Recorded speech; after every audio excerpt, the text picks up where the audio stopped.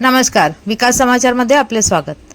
पालघरच्या बोईसर औद्योगिक वसाहतीत औषध कंपनीला लागली भीषण आग।